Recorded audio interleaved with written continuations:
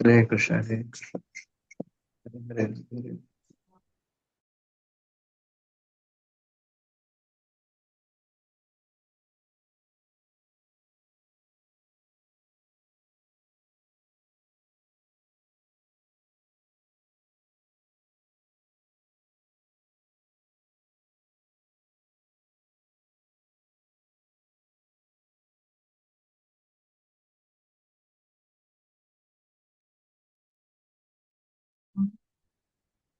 ज्ञानतिमिरान्धस्य ज्ञानाञ्जनशलाकया चक्षुरुन्मीलितं येन तस्मै श्रीगुरवे नमः। नमो विष्णुपादाय कृष्णप्रेष्ठाय भूतले श्रीमते भक्तिवेदान्त स्वामिन्निति नामिने। नमस्ते सारस्वते देवे गौरवाणी प्रचारिणे निर्विशेष शून्यवादी पाश्चात्य देशतारिणे। जय श्री कृष्ण चैतन्य प्रभु नित्यानंद श्री अद्वैत गदाधर श्रीवासादि गौर भक्त वृंद। हरे कृष्ण कृष्ण कृष्ण हरे हरे, हरे राम राम राम हरे हरे। नमस्ते। हरे कृष्ण। मम भवतः भवत्याः मम भवतः भवत्याः जनकः मम जनकः भवतः जनकः भवत्याः जनकः जननी मम जननी भवतः जननी भवत्याः जननी पुत्रः मम पुत्रः भवतः पुत्रः भवत्याः पुत्रः सहोदरः वदन्तु सहोदरः मम सहोदरः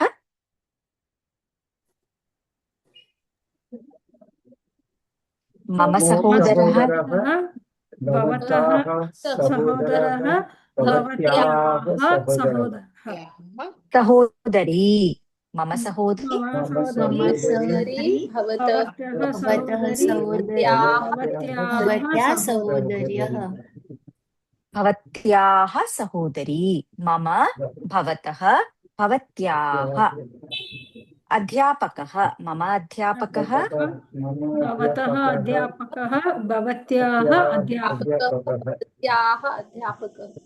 अध्यापिका मम अध्यापिका भवतः अध्यापिका भवत्याः अध्यापिका ज्येष्ठः ज्येष्ठः मम ज्येष्ठः भवतः ज्येष्ठः भवत्याः ज्येष्ठः अनुजः मम अनुजः भवतः अनुजः भवत्याः अनुजः पुस्तकम् मम पुस्तकं भवतः पुस्तकं भवत्याः पुस्तकम् मम भवतः भवत्याः मम पुस्तकं भवतः पुस्तकं भवत्याः पुस्तकं फलं मम फलं मम फलं भवतः फलं भवत्याः फलं चित्रं मम चित्रं भवतः चित्रं भवत्याः चित्रं गृहं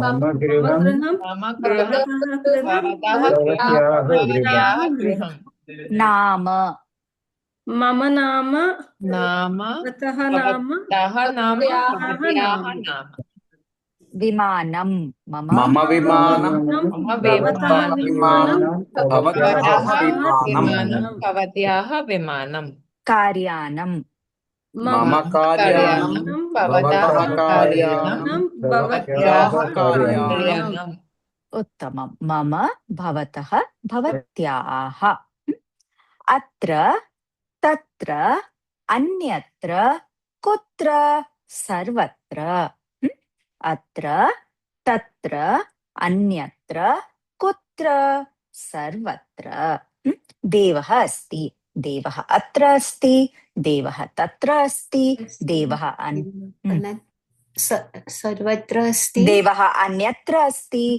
देवः कुत्र अस्ति, देवः सर्वत्र अस्ति।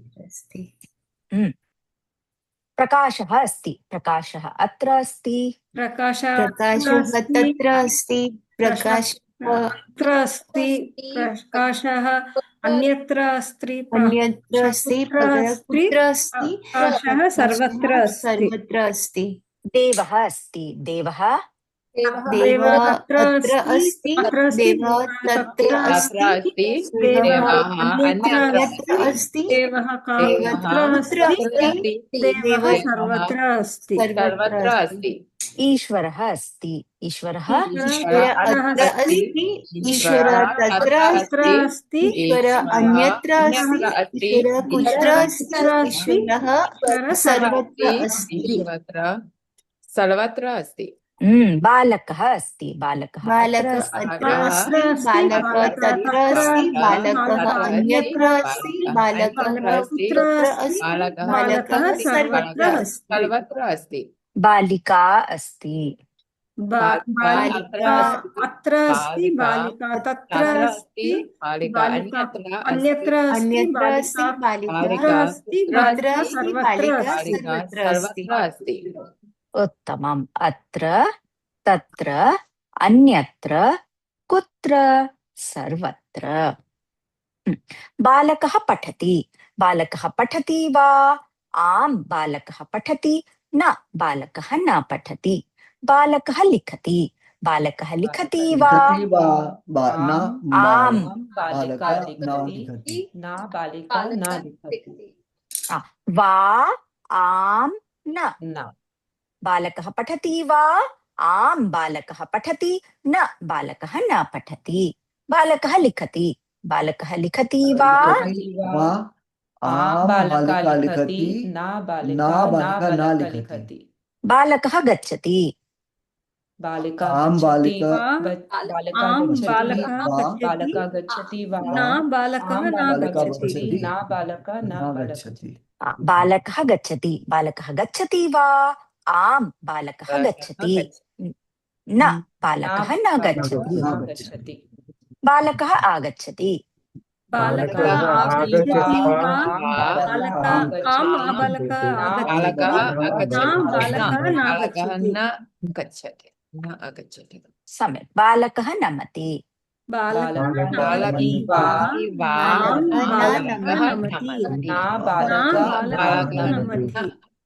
बालकः वदति,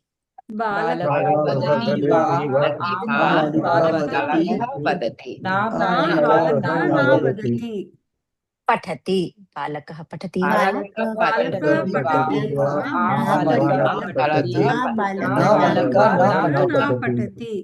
बालकः लिखति,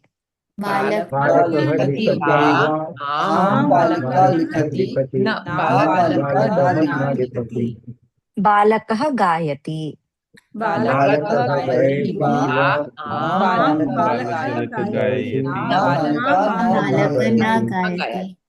बालकः नृत्यति,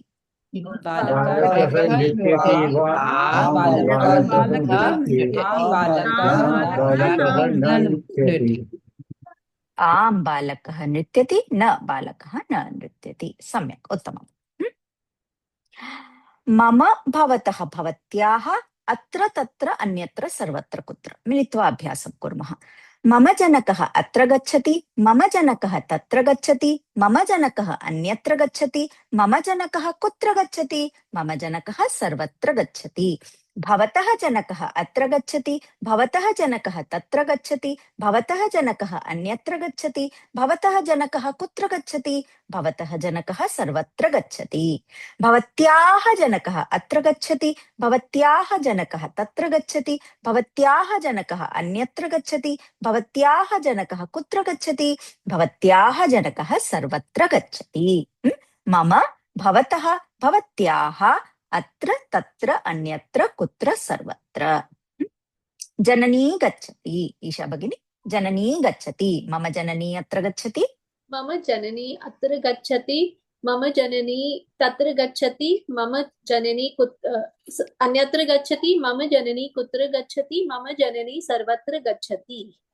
भवतः जननी, भवतः जननी अत्र गच्छति, भवतः जननी तत्र गच्छति, भवतः जननी अन्यत्र गच्छति, भवतः जननी कुत्र गच्छति, भवतः जननी सर्वत्र गच्छति। भवत्याः, भवत्याः जननी अत्र गच्छति, भवत्याः जननी तत्र गच्छति, भवत्याः जननी अन्यत्र गच्छति, भवत्याः जननी कुत्र गच्छति, भवत्याः जननी सर्वत्र गच्छति। उत्तमं। पुत्रः गच्छति, श्रीरञ्जनी भगिनी। मम पुत्रः मम पुत्रः मम पुत्रः अत्र गच्छति, मम पुत्रः तत्र गच्छति, मम पुत्रः अन्यत्र गच्छति, मम पुत्रः कुत्र गच्छति, मम पुत्रः सर्वत्र गच्छति। भवतः पुत्रः अत्र गच्छति, भवतः पुत्रः तत्र गच्छति, भवतः पुत्रः अन्यत्र गच्छति, भवतः पुत्रः कुत्र गच्छति, भवतः पुत्रः सर्वत्र गच्छति। भवत्याः पुत्रः अत्र गच्छति, भवत्याः पुत्रः तत्र गच्छति, भवत्याः पुत्रः अन्यत्र गच्छति, भवत्याः पुत्रः कुत्र गच्छति, भवत्याः पुत्रः सर्वत्र गच्छति। उत्तमं। पुत्री गच्छति, अहं पुत्री तत्र गच्छति, अहं पुत्री अहं पुत्री अत्र गच्छति, अहं पुत्री तत्र गच्छति, मम पुत्री, मम मम पुत्री अत्र गच्छति, मम पुत्री तत्र गच्छति, मम पुत्री अन्यत्र गच्छति, मम पुत्री कुत्र गच्छति, मम पुत्री सर्वत्र गच्छति। भवतः पुत्री अत्र गच्छति, भवतः पुत्री तत्र गच्छति, भवतः पुत्री अन्यत्र गच्छति, भवतः पुत्री कुत्र गच्छति, भवतः पुत्री अन्यत्र सर्वत्र गच्छति। भवत्याः पुत्री अत्र गच्छति, भवत्याः पुत्री तत्र गच्छति, भवत्याः पुत्री अन्यत्र गच्छति, भवत्याः पुत्री कुत्र गच्छति, भवत्याः पुत्री अन्यत्र सर्वत्र गच्छति। उत्तमं। स्पष्टं। मम, भवतः, भवत्याः, अत्र तत्र अन्यत्र कुत्र सर्वत्र। मम, भवतः, भवत्याः, वा आम् न। मम जनकः गच्छति वा, आम् मम जनकः गच्छति, न मम जनकः न गच्छति। भवतः जनकः गच्छति वा, भवतः जनकः गच्छति, न भवतः जनकः न गच्छति। भवत्याः जनकः गच्छति वा, आम् भवत्याः जनकः गच्छति, न भवत्याः जनकः न गच्छति। जननी गच्छति, ईश्वरी भगिनी। मम जननी गच्छति वा, मम जननी गच्छति वा, आम जननी गच्छति, न जननी न गच्छति। उत्तमं। मम अपि योजयतु। मम जननी गच्छति वा, आम् मम जननी गच्छति। मम जननी गच्छति, न मम जननी न गच्छति। भवतः जननी। भवतः जननी गच्छति वा, आम भवतः जननी गच्छति, न भवतः जननी गच्छति, न भवतः जननी न गच्छति। भवत्याः मम जननी वा, भवत्याः जननी गच्छति वा, भवत्याः जननी गच्छति वा, आम भवतः जननी गच्छति, न भवतः जननी न गच्छति। भवत्याः जननी। उत्तमम्। अनन्तमहोदय प्रयत्नं करोति वा? पुत्रः गच्छति। मम पुत्रः गच्छति वा? ओके, पुत्र गच्छति। पुत्र गच्छति वा, मम पुत्र गच्छति वा, आम पुत्र गच्छति, सॉरी नहीं हो रहा है। आं मम आं मम पुत्र गच्छति न पुत्र न न मम पुत्र न मम पुत्र न गच्छति उत्तमं भवतः पुत्रः वदतु हम्म, मम भवतः पुत्र गच्छति वा आम आम् आम भवतः पुत्र गच्छति न भवतः पुत्र हम्म, न गच्छति उत्तमं भवत्याः पुत्रः आम भवत्याः पुत्र प्रश्नः गच्छति प्रश्नः भवत्याः पुत्रः गच्छति वा भव- भवत्याः भवत्याः पुत्र गच्छति वा आम पुत्र भवतः भवतः पुत्र गच्छति न सॉरी वा वा हम्म, न न भवत्याः भवत्याः न पुत्र पुत्र न भवत्याः मा पुत्र मा भवत्याः पुत्र गच्छति न गच्छति न गच्छति उत्तमं सम्यक् अभ्यासं करोतु ईश्वरी भगिनी अनन्तमहोदयेन सह अभ्यासं करोतु दानिका भगिनी पुत्री गच्छति मम पुत्री गच्छति वा आं मम पुत्री गच्छति न मम पुत्री न गच्छति भवताः पुत्री गच्छति वा आं भवताः पुत्री गच्छति न भवताः पुत्री न गच्छति भवत्याः पुत्री गच्छति वा आं भवत्याः पुत्री गच्छति न भवत्याः पुत्री न गच्छति उत्तमं मम भवतः भवत्याः जयकुमार महोदय मम पुत्र गच्छति वा अहं मम पुत्र गच्छति न मम पुत्र गच्छति न मम पुत्रः न गच्छति न सम्यक् गच्छति भवत्याः पुत्र भवतः पुत्र गच्छति वा अहं भवतः पुत्र गच्छति न भवतः पुत्र न गच्छति भवत्याः पुत्र गच्छति वा अहं भवत्याः पुत्र आम भवत्याः पुत्र गच्छति वा आम भवत्याः पुत्र गच्छति न भवत्याः पुत्र न गच्छति उत्तमं सम्यक् मम भवतः भवत्याः अत्र तत्र अन्यत्र कुत्र सर्वत्र वा आम न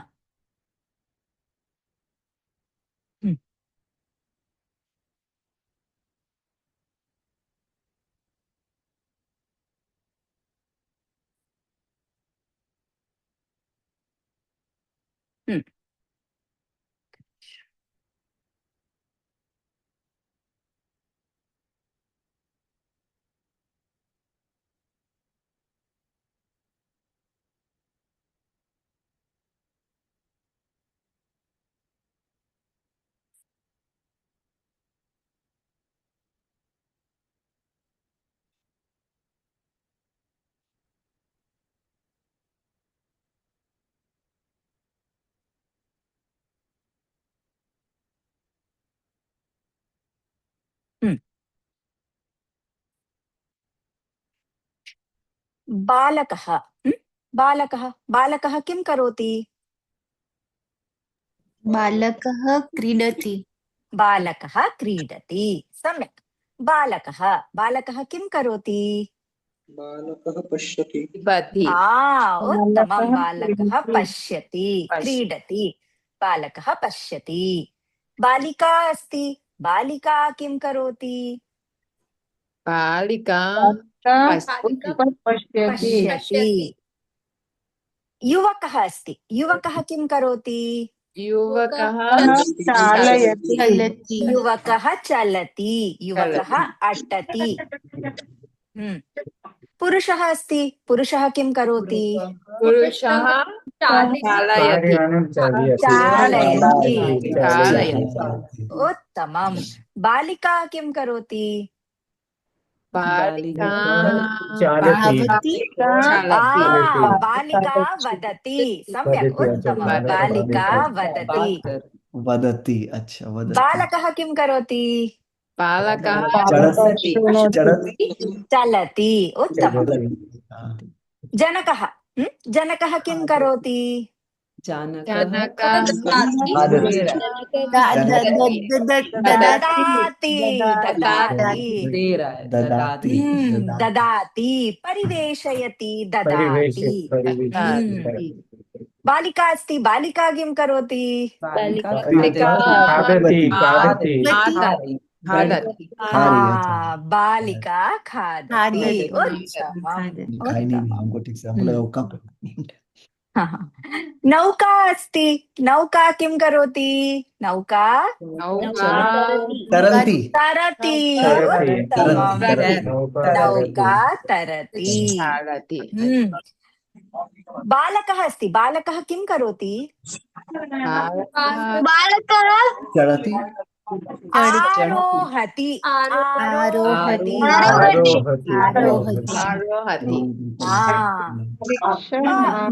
बालकः क्रीडति सम्यक् बालकः किं करोति बालकः क्रीडति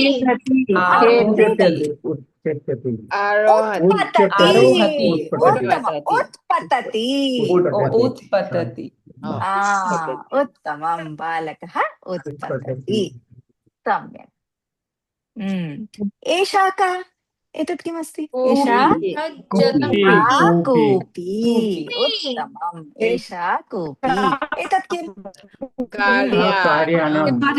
तत् कार्यानम् एतत् किम् एषः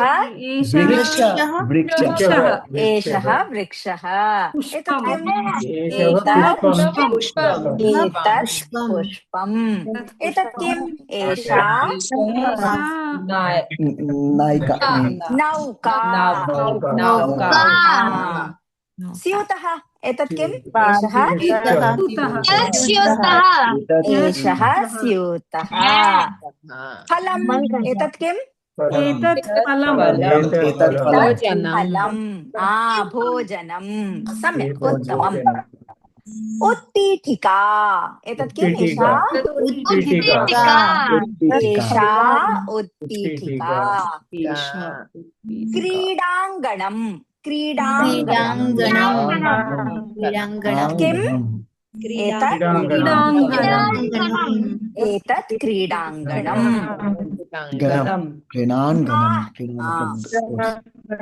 मार्गः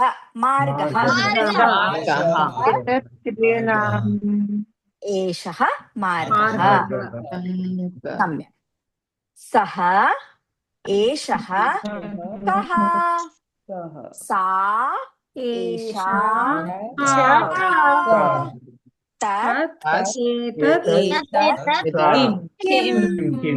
सम्यक् बालकः सः बालकः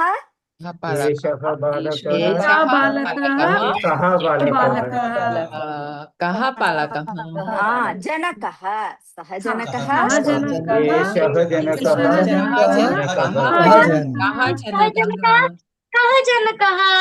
पुत्रः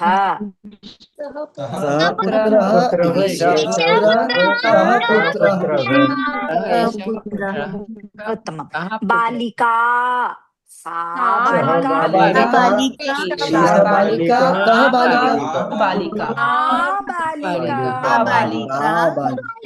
महिला सा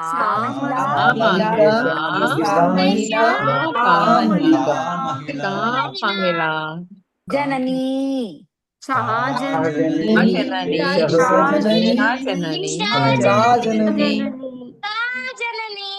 उत्तमं पुस्तकं तत् पुस्तकं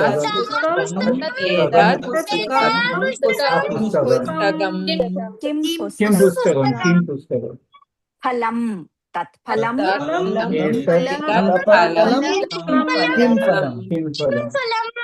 फलं सम्यक् उत्तमं काकः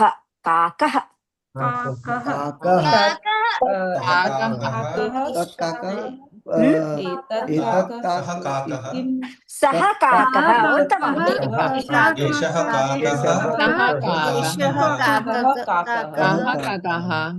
नखं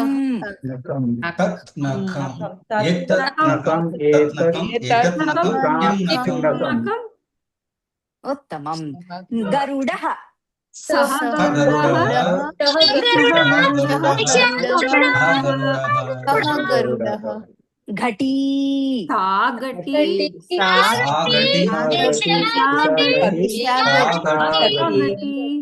अंकनी का घटी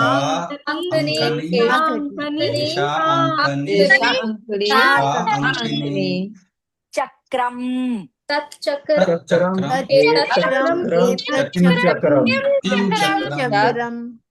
छत्रम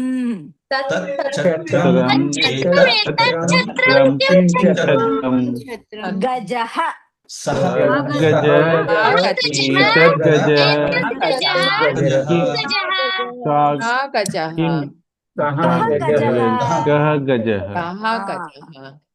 कुंचिका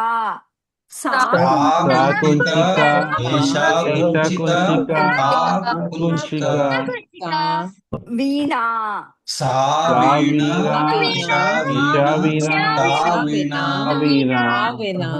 तालः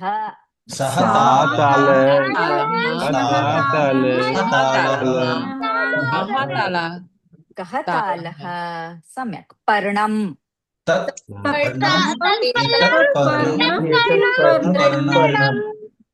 किं पर्णम् उत्तमं सः एषः कः सा एषा तत् किम् उत्तमं स्पष्टं बालकः सः बालकः एषः बालकः कः बालकः बालिका सा बालिका एषा बालिका का बालिका पुस्तकं पुस्तकम् एतत् पुस्तकं उत्तमं सम्यक्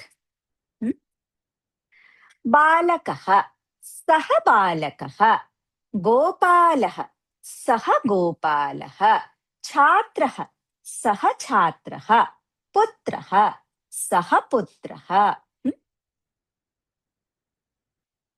सः बालकः गोपालः सः बालकः तस्य नाम गोपालः सः बालकः तस्य नाम गोपालः सः छात्रः गोपालः सः छात्रः तस्य नाम गोपालः सः तस्य सः पुत्रः गोपालः सः पुत्रः तस्य नाम गोपालः सः गायकः गोपालः सः गायकः तस्य नाम गोपालः सः तस्य सः तस्य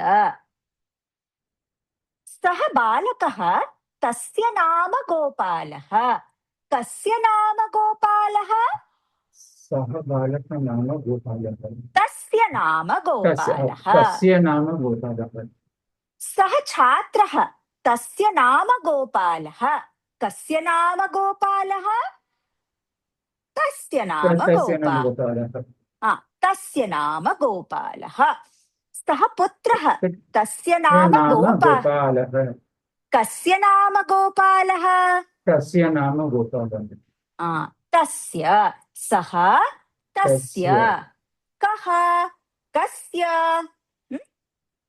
एषः बालकः एतस्य नाम गोपालः कस्य नाम गोपालः एतस्य नाम गोपालः एतस्य तस्य एतस्य उत्तमं तस्य नाम गोपालः एतस्य नाम गोपालः तस्य एतस्य उत्तमं बालकः रामः बालकस्य नाम रामः बालकः रामः बालकस्य नाम रामः पुत्रः कृष्णः पुत्रस्य नाम कृष्णः पुत्रः कृष्णः पुत्रस्य नाम कृष्णः नटः कृष्णः नटस्य नाम कृष्णः नटः नटस्य गायकः कृष्णः गायकस्य नाम कृष्णः गायकः गायकस्य बालकः कृष्णः बालकस्य नाम कृष्णः बालकः मौलिकः बालकस्य नाम मौलिकः बालकः बालकस्य वदन्तु पुत्रः पुत्रः पुत्रस्य पुत्रस्य छात्रः छात्रः छात्रस्य जनकः जनकस्य सहोदरः सहोदरः सहोदरस्य सहोदरस्य सम्यक् अध्यापकः अध्यापकस्य गायकः गायकस्य रामः रामस्य कृष्णः कृष्णस्य सम्यक् बलरामः बलरामस्य चषकः चषकस्य हस्तः हस्तस्य दण्डः दण्डस्य स्यूतः पुत्रः छात्रः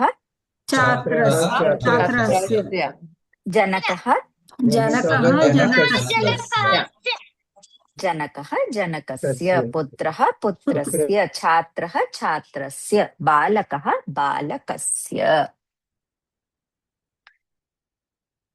पुस्तकं तत् पुस्तकं फलं तत् फलं कार्यानं तत् कार्यानं पुस्तकं तत् पुस्तकं रामायणं तत् पुस्तकं तस्य नाम रामायणं समानमस्ति सः बालकः तस्य नाम गोपालः तत् पुस्तकं तस्य नाम रामायणं तत् तस्य कस्य नाम रामायणं तस्य नाम रामायणं तत् फलं कदलीफलं तत् फलं तस्य नाम कदलीफलं तत् फलं तस्य नाम कदलीफलं तत् कार्यानं तस्य नाम टोयोटा तत् कार्यानं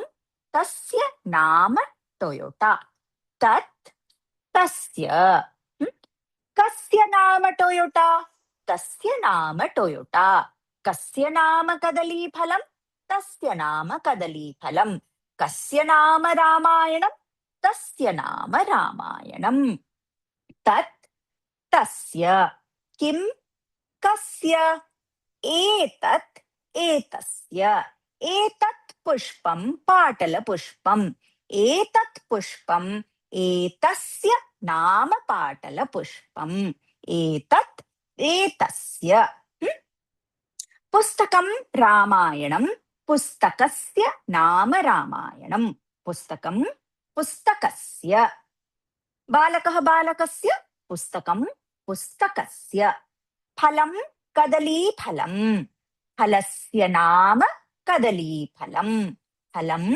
फलस्य पुष्पं पाटलपुष्पं पुष्पस्य नाम पाटलपुष्पं पुष्पं पुष्पस्य वदामः पुष्पं पुष्पस्य फलं फलं फलं फलस्य पुष्पं पुष्पं पुष्पस्य पुस्तकं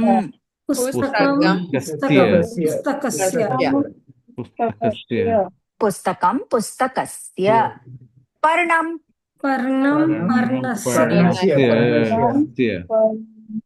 पर्णं पर्णस्य चित्रं चित्रस्य फलं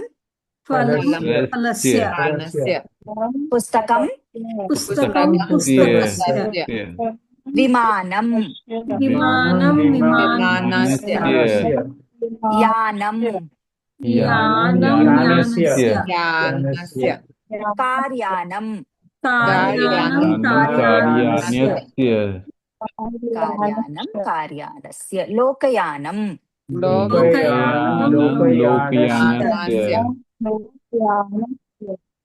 रेलयानं रेलयानं रेलयानस्य यानस्य गृहं गृहं गृहस्य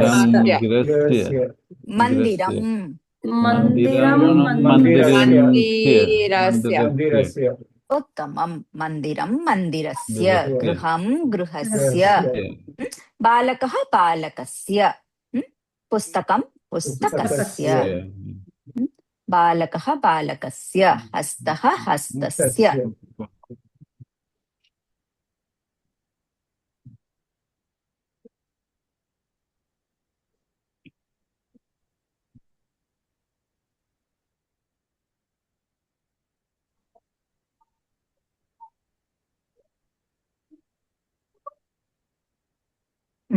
दशरथः दशरथस्य वदन्तु दशरथः शिवा शिवस्य एकनिमिषं शिवः शिवः शिवस्य बिन्दुसारः बिन्दुसारः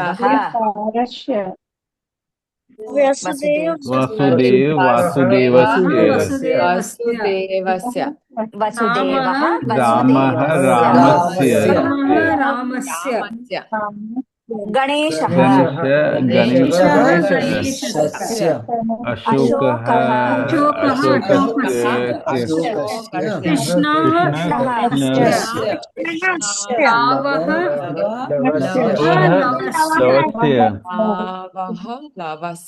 लवः लवस्य सम्यक् उत्तमं वाक्यं दशरथः पुत्रः रामः दशरथस्य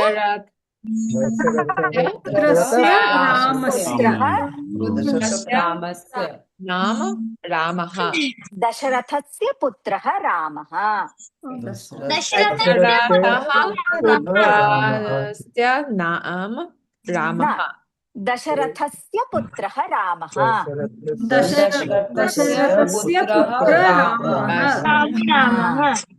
शिवः पुत्रः गणेशः शिवस्य पुत्रः गणेशः शिवस्य पुत्र गणेशः बिन्दुसारः पुत्रः अशोकः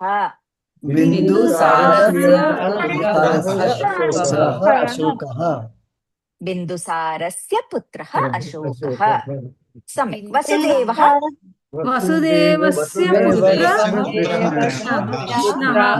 कृष्णः उत्तमं रामः पुत्रः लवः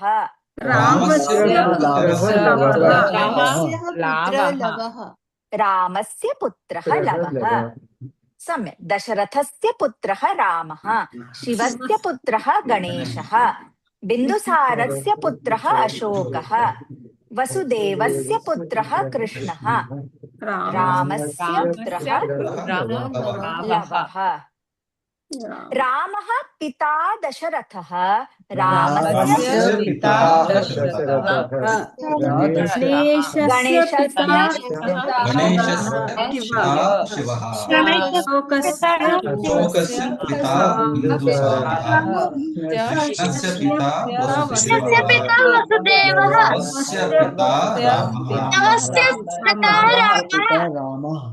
उत्तमं सम्यक् बालकः रामः बालकस्य नाम रामः बालकः मौलिकः बालकस्य नाम मौलिकः वाक्यं वदामः बालकः कृष्णः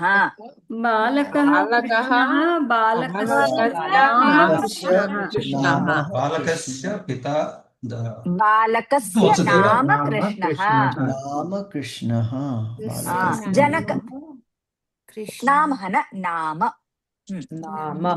नाम जनकः कृष्णः जनकस्य जनकस्य नाम नाम कृष्णः कृष्णः जनकस्य नाम कृष्णः कृष्णः सहोदरः कृष्ण सहोदरस्य नाम नाम कृष्णः कृष्णः गायकः कृष्णः गायकस्य नाम कृष्णः कृष्णः गायकस्य नाम कृष्णः नर्तकः कृष्णः नर्तकस्य नाम कृष्णः नटः कृष्णः नटस्य नाम कृष्णः नाम कृष्णः नटस्य नाम कृष्णः जनकः जनकस्य सम्यक् स्यूतः वाइल्ड क्राफ्ट स्यूतस्य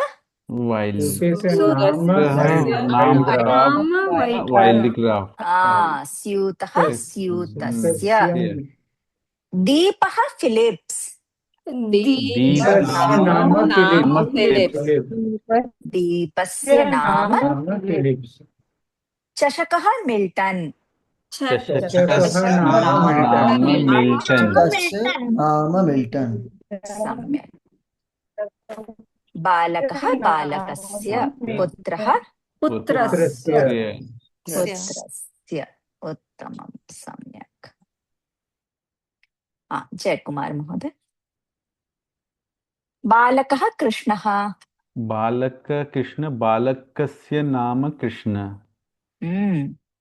नटः कृष्णः नटः कृष्णः नटस्य नाम कृष्णः केवलं वाक्यं वदतु गायकः कृष्णः गायकस्य नाम कृष्णः दीपः फिलिप्स दीपस्य नाम फिलिप्स उत्तमं दीपाली भगिनी चषकः मिल्टन चषकः मिल्टन चषकस्य नाम मिल्टन चषकः चषकस्य चषकः चषकस्य बालकः रामः बालकः रामः बालकस्य नाम रामः बालकस्य नाम रामः सम्यक् उत्तमम्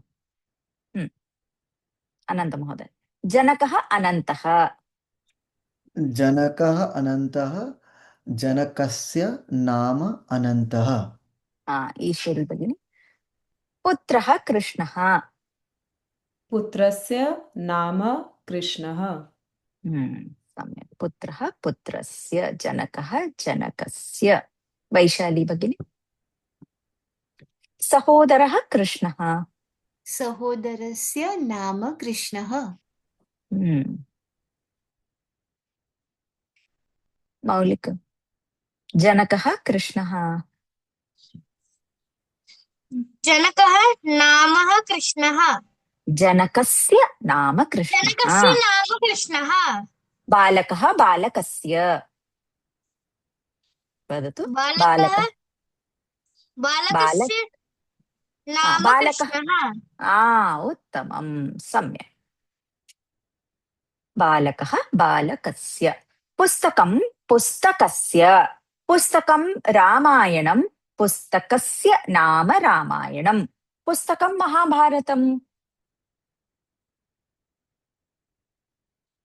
पुस्तकस्य नाम महाभारतः पुस्तकस्य नाम महाभारतं पुस्तकं भागवतं पुस्तकस्य नाम भागवतम् पुस्तकस्य नाम भागवतं पुस्तकं भगवद्गीता पुस्तकस्य नाम भगवद्गीता विमानम् एमिरेट्स् विमानस्य नाम विमानस्य नामम् एमिरेट्स् विमानस्य नाम एमिरेट्स् कार्यानं टोयोटा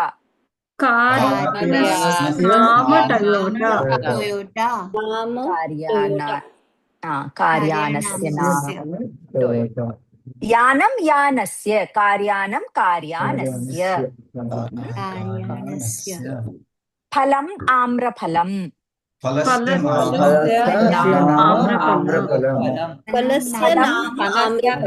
फलस्य नाम आम्र आम्रफलम् आम्र आम्रम् आम्रफलं फलं सेवफलं फलं सेवफलं फलस्य नाम सेवफलम् फलस्य नाम सेवफलम् फलं कदलीफलं फलस्य नाम कदलीफलम् फलस्य नाम सेवफलम् कदलीफलं सम्यक् द्राक्षाफलं फलस्य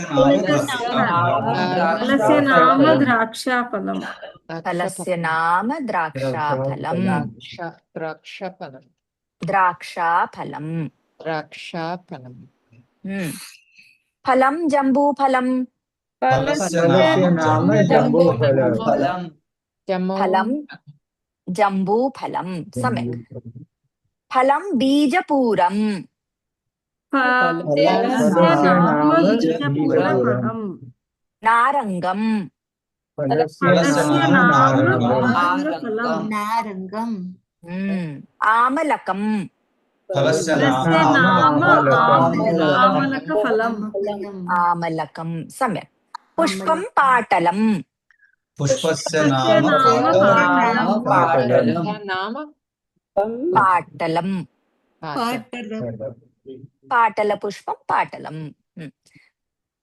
पुष्पं गन्धपुष्पं पुष्पस्य नाम गन्धपुष्पम् गन्धपुष्पं पुष्पं कमलं पुष्पस्य नाम कमलम् चम्पकः पुष्पस्य नाम चम्पकः पारिजातं पुष्पस्य नाम पाश्यातं पारिजातं पुष्पस्य नाम पारिजातं कुमुदं पुष्पस्य नाम कुमुदम् कदम्बः पुष्पस्य नाम कदम्बः सम्यक् उत्तमम्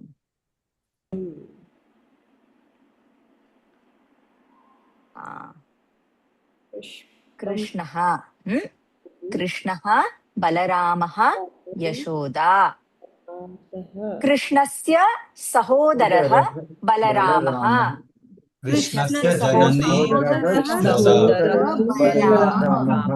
कृष्णः जननी यशोदा कृष्णस्य यशोदा सम्यक् बलरामः अनुजः कृष्णः कृष्णः उत्तमं सम्यक्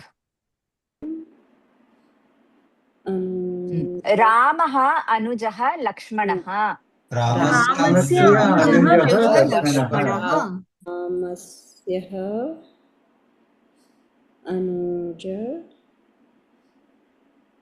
लक्ष्मणः ज्येष्ठः रामः लक्ष्मणस्य रामः रामः सेवकः आञ्जनेयः रामस्य सेवकः आञ्जनेयः आञ्जनेयः स्वामी रामः आञ्जनेयस्य स्वामी रामः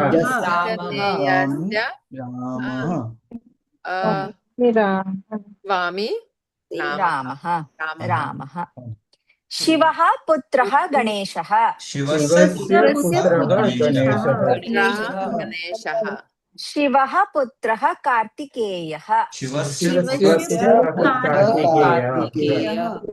शिवः पत्नी पार्वती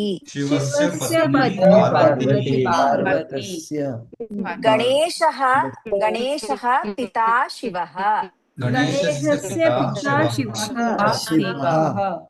कार्तिकेयः पिता शिवः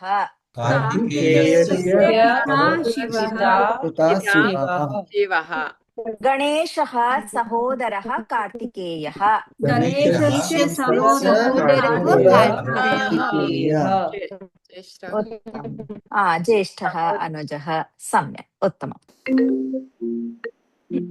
बालकः केशाः केशः केशाः बालकः बालकाः केशः केशाः केशाः केशाः बालकस्य केशाः बालकस्य बालकस्य केशाः केशः ललाटम् बालकस्य ललाटं बालकस्य ललाटं बालकस्य ललाटं कपोलः बालकस्य कपोलः बालकः चिबुकम् बालकस्य चिबुकं कण्ठः बालकस्य बालकस्य कण्ठः गन्धः बालकस्य कण्ठः वक्षस्थलम् बालकस्य वक्षस्थलम् उदरम् बालकस्य उदरम् उदर ऊरुः बालकस्य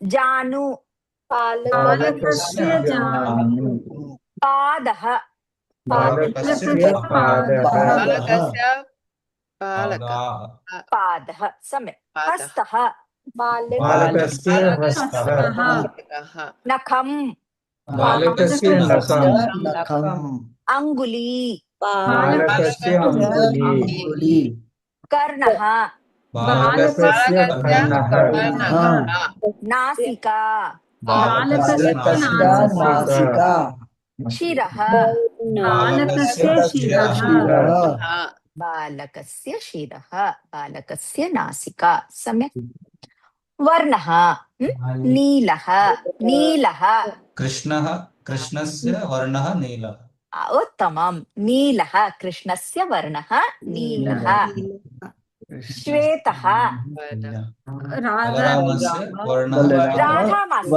राधा मास्तु अग्रे श्वेतः श्वेतः श्वेतस्य बलरामस्य वर्णः श्वेतः बलरामस्य वर्णः श्वेतः फलं रक्तः फलस्य वर्णः रक्तः फलस्य वर्णः रक्तः कार्यानं कृष्णः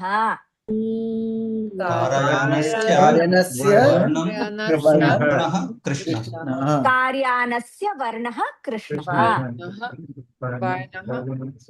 कृष्णः पाटलः पुष्पं पाटलः पुष्पस्य नाम पाटलः वर्णः वर्णः पुष्पस्य वर्णः पाटलः पुष्पस्य नाम पाटलपुष्पं पाटलं तद् भिन्नमस्ति पुष्पस्य वर्णः पाटलः पुष्पस्य वर्णः पाटलः पुष्पस्य नाम पाटलं पुष्पस्य वर्णः पाटलः कार्यानं पीतः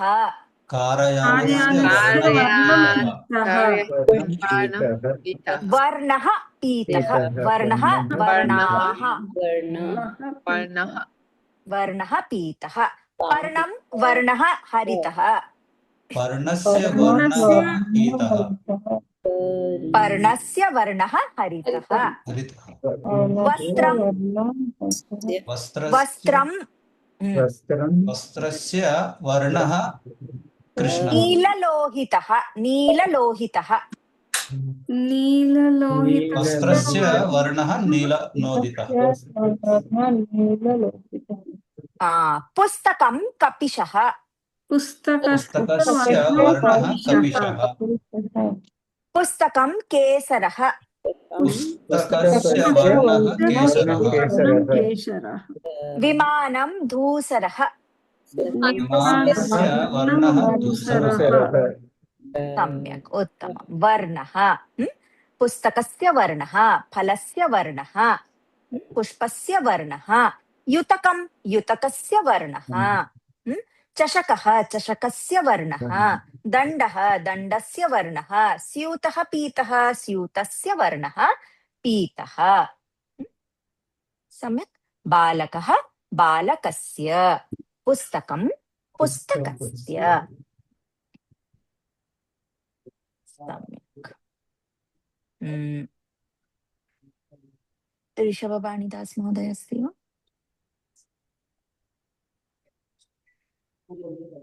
दानिका भगिनी। पुष्पं वर्णः पाटलः। पुष्पं वर्णः वर्णः पाटलः। पाटलः वाक्यं पुष्पस्य वर्णः पादनः पाटलः। सम्यक्, उत्तमं। पुष्पं वर्णः रक्तः। पुष्पस्य वर्णरक्तः। सम्यक् अरविन्दो महोदय। युतकं वर्णः कृष्णः। युतकस्य वर्णं कृष्णः। वर्णः कृष्णः। सम्यक्। ईश्वरी भगिनी। वस्त्रं वर्णः नीललोहितः। वस्त्रस्य वर्णः नीललोहितः। उत्तमम्। ईशा भगिनी। कार्यानं वर्णः श्वेतः। कार्यानस्य वर्णः श्वेतः। दीपाली भगिनी। स्यूतः वर्णः पीतः। स्यूतस्य वर्णः पीतः। स्यूतस्य वर्णः पीतः। सम्यक्। मौलिका। दीपः वर्णः श्वेतः। दीपस्य वर्णः श्वेतः। उत्तमं। वैशाली भगिनी। वस्त्रं वर्णः कपिशः। वस्त्रस्य वर्णः कपिशः। कपिशः। उत्तमम्। पूनम भगिनी। फलं वर्णः पीतः। फलस्य वर्णः पीतः। सम्यक्। शैलेश महोदय। यस् माताजी। पुष्पं वर्णः पीतः। पुष्पस्य वर्णः पीतः।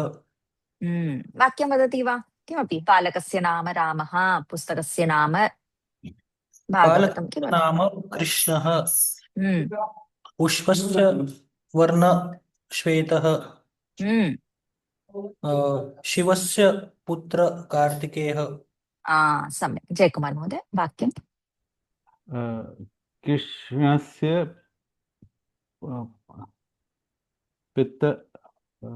पिता वासुदेवः। वसुदेवः कृष्णस्य पिता। वासुदेवः कृष्णः।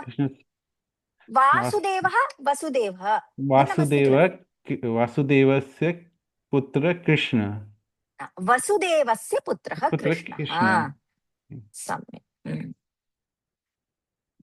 अनुषा भगिनी अस्ति वा?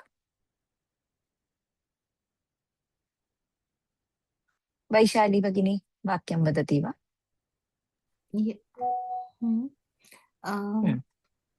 बालकस्य नाम रामः। इट इज बालकस्य नाम और बालकस्य नाम रामः। गायकः कृष्णः। वदतु वैशाली भगिनी। गायकः कृष्णः। गायकस्य नाम कृष्णः। उत्तमं। सम्यक्। बालकः बालकस्य। गायकः गायकस्य। पुस्तकं पुस्तकस्य। पुष्पं पुष्पस्य। हस्तः हस्तस्य। कर्णः कर्णस्य। कण्ठः कण्ठस्य। एकं सुभाषितं वदामि।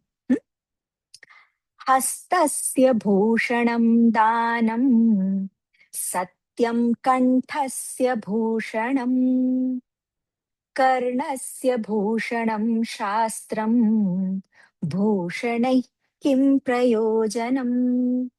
हस्तस्य भूषणं किं? दानं ददामि, दानं करोमि। हस्तस्य भूषणं दानं। कण्ठस्य भूषणं किं? कण्ठस्य भूषणं सर्वदा सत्यं वदामि। कण्ठस्य भूषणं सत्यं। कण्ठस्य भूषणं सत्यं वदामि। कण्ठस्य भूषणं। श्रोत्रं कर्णः श्रोत्रं। श्रोत्रस्य भूषणं शास्त्रं। श्रोत्रस्य भूषणं किं? शास्त्रं। सर्वदा शास्त्रं शृणोमि, शास्त्रश्रवणं करोमि। भगवद्गीता भागवतं वेदः सर्वं शृणोमि शास्त्रं शृणोमि श्रोत्रस्य भूषणं शास्त्रं भूषणैः किं प्रयोजनं माला आवश्यकी वा आभूषणम् आवश्यकं नास्ति हस्तस्य भूषणं दानं सत्यं कंठस्य भूषणं श्रोत्रस्य भूषणं शास्त्रं भूषणैः किं प्रयोजनम् बालकः बालकस्य हस्तः हस्तस्य पुस्तकं पुस्तकस्य श्रोत्रं श्रोत्रस्य अस्तु श्वः पुनः अभ्यासं कुर्मः शान्तिमन्त्रम् उक्त्वा समापयामः अनन्तरं भाषणं कुर्मः ॐ सर्वे भवन्तु सुखिनः सर्वे सन्तु निरामयाः सर्वे भद्राणि पश्यन्तु मा कश्चित् दुःखभाग् भवेत् ॐ शान्ति शान्ति शान्तिः धन्यवादः हरे कृष्ण धन्यवादः। धन्यवादः